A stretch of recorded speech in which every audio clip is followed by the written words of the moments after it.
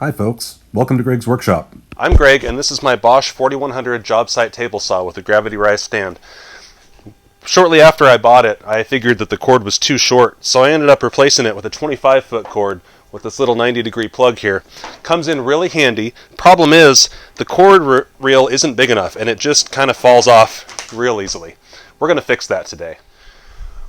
One thing I like about this table saw is how all the accessories store. You've got the miter gauge over here, you've got the fence right here, it's all on board, it folds down, it tucks underneath that workbench back there. That's going to cause a little bit of a problem here. We won't be able to expand this too much this way, so we're going to cut a couple pieces of plywood that are just that width, and maybe a couple inches taller. We'll round off the corners, we'll get them all looking all shiny, we'll pull these off, screw on the new plywood, and we'll be done. This is the part of the video where my wireless microphone died and I didn't realize it. Here I am measuring the existing hardware. Fortunately, I had a piece of plywood that was just the right width. Cut it down to length, about 4 3/4 inches. That gives me an inch overhang on each end. Next, we're going to draw the radius. Here I'm using a roll of duct tape, but you can use whatever is convenient at hand. Paint cans, coffee cups, mugs, McDonald's cups, whatever you have. And after you've drawn the radius, go ahead and take it over to the bandsaw. The bandsaw worked really great for cutting these tight curves. Now we'll use the sander to soften the edges.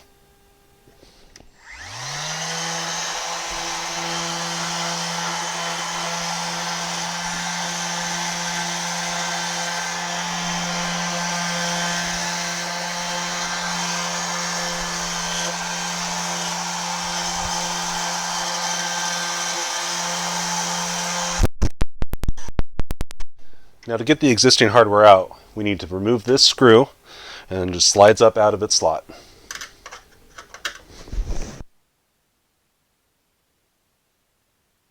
Alright, let's see how it looks.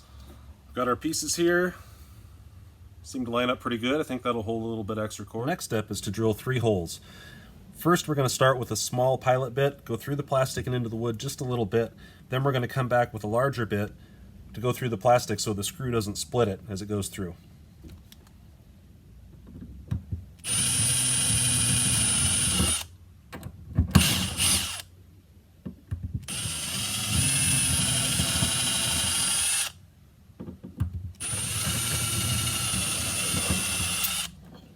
And now for the larger bit.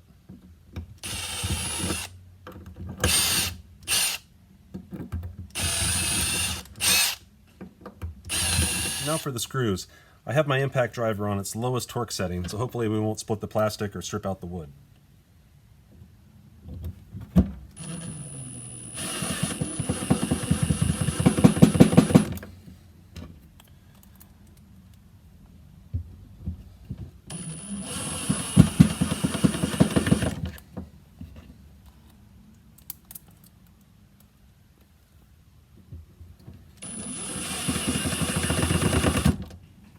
And there we have it. Everything's all put together. Let's put it back on the saw. And last but not least, we'll put the retaining screws back in. As you can see, the cord fits much better now. Thanks for tuning in, folks. If you liked that video, go ahead and hit the thumbs up button, subscribe to my channel, ring the bell so you get notifications of new videos every Saturday, and leave a comment down below. I promise I'll respond.